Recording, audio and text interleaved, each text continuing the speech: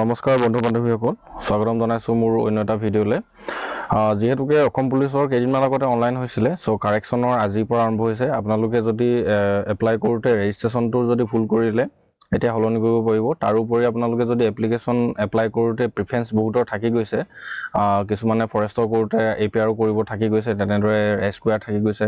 so আপোনালোকে হেইবোৰ post কেনেদৰে এতিয়া এপ্লাই কৰিব তাৰ কাৰণে আপোনালোকক মই অফিচিয়েল ৱেবছাইটলৈ লৈ গৈছো ইয়াতে আপোনালোকে সাৰ্চ কৰিব ফায়াৰফক্স মই অন কৰিছো আপোনালোকে আপোনালোকৰ খুচিমতে এটা ৱেব ব্ৰাউজাৰ অন কৰি ল'ব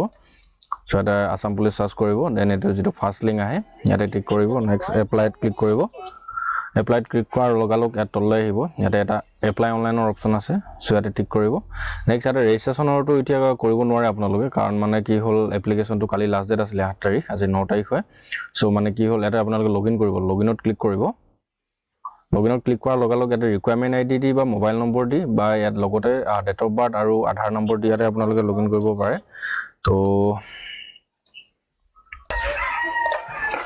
আপোনালোকে ইয়াতে প্ৰথমতে মোবাইল নম্বৰ দি বা ৰিকুৱাৰমেন্ট আইডি দি লগতে ডেট অফ বাৰ্থ আৰু আধাৰ নম্বৰ দি ইয়াতে লগইন কৰি ল'ব সো মই ইয়াতে লগইন কৰি লৈছো যেহেতুকে মোৰ লগত মোবাইল নম্বৰটো আছে ৰিকুৱাৰমেন্ট আইডিটো মনত নাই দেন আপোনালোকে ইয়াতে যেটো এপ্লাই কৰোতে মোবাইল নম্বৰ দিছিল সেই মোবাইল নম্বৰটো ইয়াতে এন্টাৰ কৰি ল'ব সো মোবাইল নম্বৰটো মই দিলেছো নেক্সট এটা আপোনালোকৰ ডেট অফ বাৰ্থটো যেটো ডেট অফ বাৰ্থ হয় আপোনালোকৰ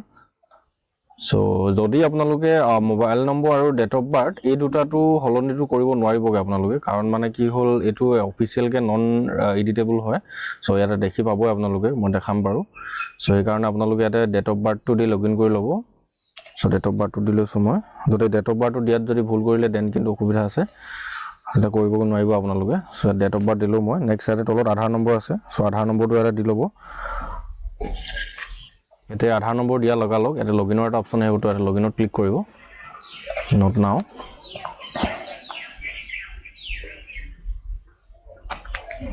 সো ইয়াতে অলপ সময় লোডিং ল'ব আপোনালোকে ওয়েট কৰি দিব সো ইয়াতে যেটো আপোনালোকৰ নাম আহি যাব নামটো ভালকে চাব ইয়াতে সবটো ঠিক আছে না এটো ৰেজিষ্ট্ৰেচনৰ হয় এখিনি ডিটেইলছ আপোনালোকে ৰেজিষ্ট্ৰেচনৰ ইয়াতে গুটেখিনি ডিটেইলছ আপোনালোকে হলনি কৰিব পাৰে যদি কিবা অসুবিধা হৈছে বা কিবা এপ্লাই কৰোতে ভুল কৰিলে দেন ইয়াতে গুটে নম্বৰবোৰ মই চাই লৈছো ডিটেইলছবোৰ চাই লৈছো আপোনালোকে ইয়াতে চাই ল'ব যেনে ইয়াতে first name middle name last name father name mother name employment access number gender religion nationality ইয়াত ডেট অফ বাৰ্থ আৰু যেটো আপোনাৰ কাষ্ট ক্যাটেগৰি হয় এই দুটাটো হলনি কৰিব নোৱাৰে কাৰণ এটো হলনি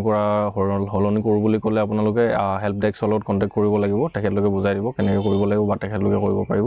সো ইয়াতে মোবাইল নম্বৰটো আপোনালোকে হলনি কৰিব নোৱাৰে আধাৰ নম্বৰটো ইয়াতে আপোনালোকে হলনি কৰি ল'ব পাৰে যদি এতিয়া এপ্লাই কৰোতে যদি ঠিকে আছে দেন এটো থাকিব দিব এক্সেম নেক্সট ইয়াতে ইমেইল আইডি যদি এড কৰা নাছিলে ইয়াতে মোৰ ইমেইল আইডিটো থাকি গৈছিল তেতিয়া তো মই ইয়াতে ইমেইল আইডিটো এড কৰিম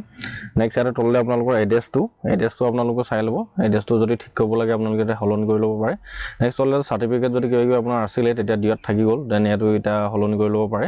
সো মই এইকেইটা ভালদৰে চাই লৈছো আপোনালোকে ভালদৰে চাই ল'ব সো নেক্সট স্টেপত অহা লগালগ ইয়াতে আপোনালোকৰ ইনষ্টিটিউট সিলেক্ট কৰিব দিব আপোনালোকৰ যেটো ইয়াতে যদি এপ্লাই কৰোতে কিবা ভুল কৰিছিলে দেন মোৰ ইয়াতে ৰোল নম্বৰটো ভুল কৰি দিয়া হ'ল আৰু তাৰ উপৰি এটো CBCS নহয় আমাৰ CBSE নহয় এটো আমাৰ Assam higher secondary education council হ'ব লাগিছিলে সো এইবোৰ ডিটেইলছ মোৰ তেতিয়া এপ্লাই কৰোতে ভুল হ'ল তো এতিয়া মই এইকেইটা হলনি কৰি লম দেন আপোনালোকো যদি ইয়াত যদি কিবা হলনি কৰিব লগা আছে এইকেইটা ডিটেইলছ হলনি কৰিব দেন তাৰ পিছত এটা 7 প্ৰিভিউত ক্লিক কৰিব সো মই এটা ঠিক কৰি লৈছো ইয়াতে একাডেমিক ইনফৰমেশন বুলা ডিটেইলছটো চেক কৰি ললো দি ললো নেক্সট ইয়াতে পাসপোৰ্ট সাইজ ফটো আছে আপোনালোকে ভিউ কৰিব পাৰে নেক্সট সিগনেচাৰ আছে এজ প্ৰুফৰ কাৰণে কি দিছিলে আপোনাৰ হেতু হলনি কৰিব পাৰে এমপ্লয়মেন্ট এক্সচেঞ্জটো যদি কিবা দিউতে ভুল কৈছিলে সো ইয়াত চাব পাৰে আধাৰ কাৰ্ড আপোনালোকে ইয়াতে আপলোড ভালকে কৈছিল না ইস্যু ডেটটো ভালকে দিছিলে না এইকিটা ডিটেইলছ যদি আপোনাৰ দিউতে ভুল হৈছিলে যেনে ইয়াতে হাই সেকেন্ডাৰী মাৰ্কশিট আৰু সাৰ্টিফিকেট দুইটা আপলোড দিব লগা হৈছিলে সো ইয়াৰ এটা কি দিয়া হৈছে মই চাই দিও দুইটা দিয়া হৈ আছে কিন্তু ইয়াৰ ডেটটো ভালকে দিছে না এবাৰ এটা চাই ল'ব আপোনালোকে তাৰ ইয়াত যদি কিবা ডিটেইলছ আপোনালোকৰ হলনি কৰিব লগা আছে দেন ইয়াতে হলনি কৰিব তাৰ পিছত এটা 7 প্ৰসিড কৰিব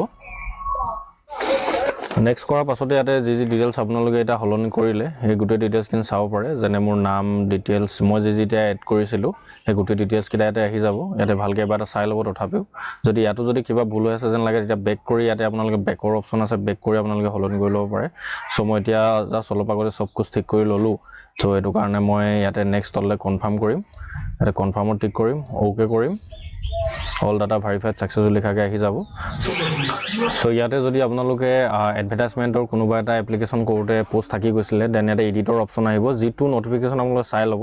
যেনে মোৰ জেল ৱাৰ্ডাৰটো আহিছে বাকীকেইটা মই এতিয়া এডিট কৰি দিলোঁ চ' মই দেখাবলৈ পাহৰিলোঁ চ' ইয়াতে জেল ৱাৰ্ডাৰটো অপশ্যন আছে তো ইয়াতে এডিট কৰিব এডিটত ক্লিক কৰাৰ লগালগ ইয়াতে ইউ আৰ এলিজিবল দেখাব ইয়াতে ছেভ এণ্ড প্ৰচিড কৰিব নেক্সট ইয়াতে আপোনালোক পোষ্ট প্ৰিফাৰেঞ্চত আপোনাৰ যি পোষ্ট থাকি গৈছিলে যদি আপোনালোকে ধৰি লওক এবি কৰিছিলে ইউবিটো থাকি গৈছিলে তো ইয়াত দিব পাৰে মানে ইয়াতে অট'মেটিক এনেকৈ চিলেক্ট কৰি ছাবমিট কৰিব ছাবমিট কৰিবলৈ একেবাৰে নাপাহৰিব ছাবমিট কৰাৰ পাছত গোটেইকেইটা পোষ্ট যিকেইটা আপোনালোকে কৰিব বিচাৰে দেন তাৰপিছত ইয়াতে ছেভ এণ্ড প্ৰচিডত ক্লিক কৰিব ছেভ এণ্ড প্ৰচিডত ক্লিক কৰাৰ লগালগ ইয়াত তললৈ আহিব আপোনালোকে তলত আহি ডিটেইলছ বাৰ চাব কাৰণ মই এতিয়ালৈকে চবটো ঠিক কৰিলে চ' ইয়াতে ফাইনেল ছাবমিট কৰি দিব ফাইনেল কনফাৰ্ম কৰিব অ'কে কৰি দিব দেন এনেদৰে আপোনাৰ যদি পোষ্ট প্ৰিফাৰেঞ্চত দিয়াটো যদি কিবা থাকি গৈছিলে দেন ইয়াতে চাব পাৰে ইয়াত তলত চাব পাৰে একশ্যনত একো এটা নাই এতিয়া এবাৰে আপোনালোকে এডভাৰটাইজমেণ্টখন এডিট কৰিব পাৰে চ' ইয়াতে এডিটটো কমপ্লিট হৈ গৈছে মোৰ আৰু মই এডিট কৰিব নোৱাৰোঁ চ' ডেটছ ইট এনেদৰে আপোনালোকে যদি ৰেজিষ্ট্ৰেশ্যন কৰোঁতে ভুল হৈছিলে বা এপ্লাই কৰোঁতে কিবা পোষ্ট থাকি গৈছিলে দেন আপোনালোকে এডিট কৰি ইয়াতে আপডেট কৰি এপ্লাই কৰিব পাৰে ডেটছ ইট থেংক ইউ